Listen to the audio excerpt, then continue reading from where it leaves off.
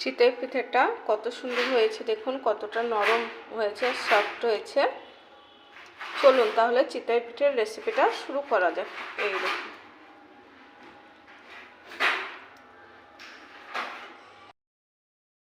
মেহেক রান্নাঘরে সবাইকে স্বাগতম। আজকে আমি চিতই পিঠে করব, সেই জন্য ময়দার সঙ্গে হালকা পরিমাণ লবণ দিয়ে দিলাম। লবণ দিয়ে আর ময়দাটাকে মাখিয়ে নিলাম। এবার জল দিয়ে ময়দাটাকে আমি মেখে নেব। অল্প অল্প করে জল দিয়ে ময়দাটাকে ভালো করে মেখে নিতে হবে, তাহলে চিতই পিঠেটা ভালোভাবে ফুলে উঠবে।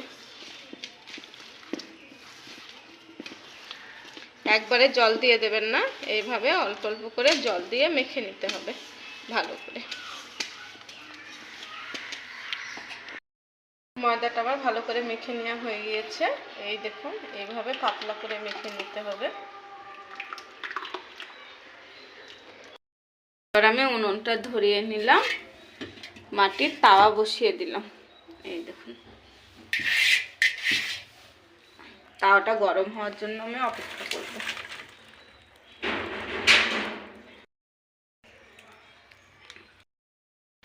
তাওয়াটা আমার গরম হয়ে এসেছে। এভাবে আমি একটি চামচের সাহায্যে 1 চামচ তাওয়াতে দিয়ে দিলাম।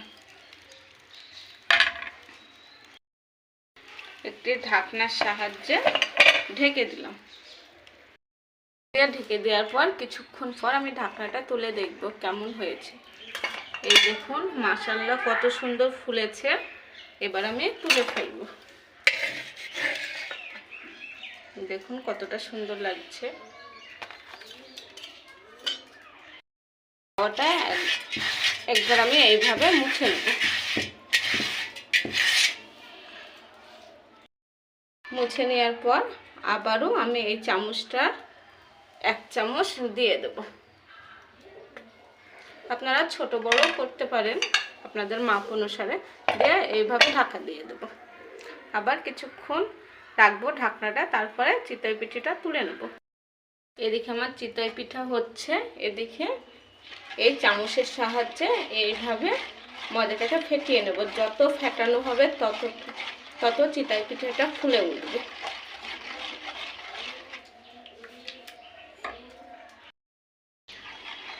ফেটাতে নিয়ে প্রায় 5 মিনিট পর আমি দেখব ঢাকনাটা তুলে আমার পিঠাটা কেমন অবস্থায় আছে। দেখুন কত সুন্দর ফুলেছে। এবার আমি খুন্তির সাহায্যে পিঠাটা তুলে নেব। এই দেখুন কতটা সুন্দর ফুলেছে।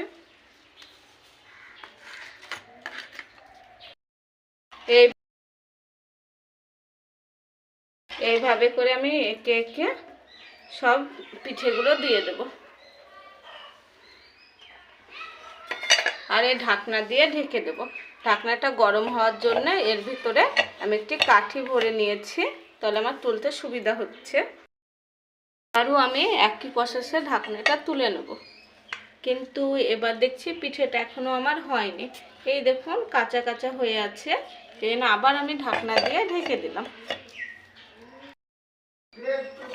আবার আমি ঢাকনাটা তুলে দিচ্ছি। এবার হয়ে গিয়েছে পিঠটা। এই দেখুন ফুলে উঠেছে। এবার আমি তুলে ফেলবো। এই দেখুন কতটা সুন্দর ফুলেছে। এই দেখুন, এইভাবে আমি সব পিঠেগুলো করে দেখাবো। কতটা সুন্দর ফুলেছে দেখুন। যত ফাটা ভালো হবে তত ফুলে উঠবে। কতগুলো করে নেওয়া হয়ে গেল। আবারও আমি দিয়ে দেব এইভাবে 1 চামচ। অনেকক্ষণ আমি ভালো করে ফেটিয়ে নিয়েছি। এবার খুবই সুন্দর ফুলে উঠছে। আবারও আমি ঢাকনাটা তুলে নেব।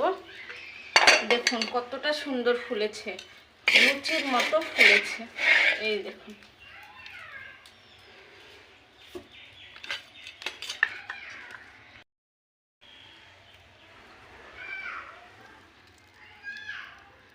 কাঠে কতগুলো পিঁপড়ে ছিল দেখুন।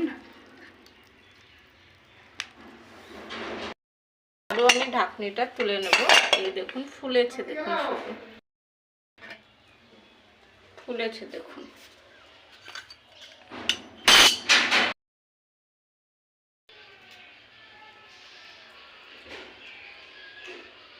সব চিতই পিঠেগুলো করে নেওয়া হয়ে গিয়েছে। এই দেখুন কতটা নরম, কতটা সফট হয়েছে চিতই পিঠেগুলো। এবার আমি হাঁড়িতে দুধটা বসিয়ে দেব। তাওয়াটা আমি তুলে নিলাম। এবার আমি হাঁড়িতে লেওয়া দিয়ে হাঁড়িটা বসিয়ে দেব। এবার হাঁড়িতে আমি দুধ দিয়ে দিলাম, খাঁটি গরুর দুধ।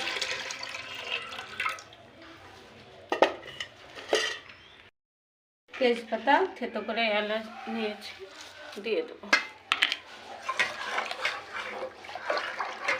দুধটা ফুটা অবধি অপেক্ষা করব।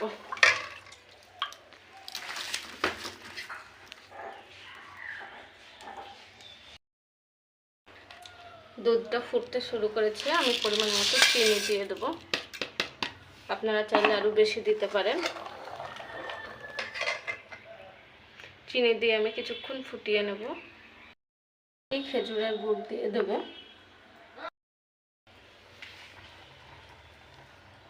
দেখুন খাঁটি খেজুরের গুড়।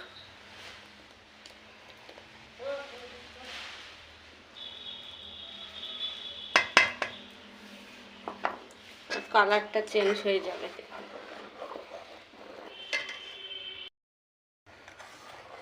কালারটা দেখুন, খাঁটি খেজুর গুড়ের কালার।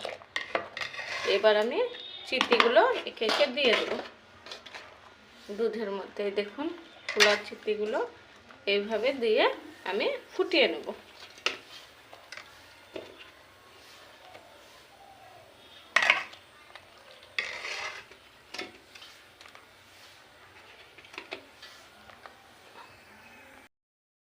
এইভাবে চিতিগুলো আমি ভিজিয়ে দেব কিছুক্ষণের জন্য। কিছুক্ষণ পরে আবার আমি আপনাদেরকে দেখাচ্ছি আমার চিতিগুলো কেমনভাবে ফুলে উঠেছে আর কতটা নরম হয়েছে। দেখুন কিছুক্ষণ পর আমি আবার ফিরে আসলাম। পিঠেগুলো আমার কতটা সুন্দর ফুলেছে আর কতটা নরম হয়েছে। এই দেখুন। চিতই পিঠার রেসিপিটা যদি ভালো লেগে থাকে লাইক কমেন্ট শেয়ার আর চ্যানেলটিকে সাবস্ক্রাইব করুন। চিতই পিঠা করতে করতে অন্ধকার হয়ে এসেছে। এই দেখুন।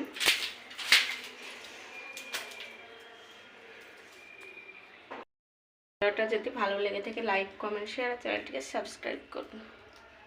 Thank you.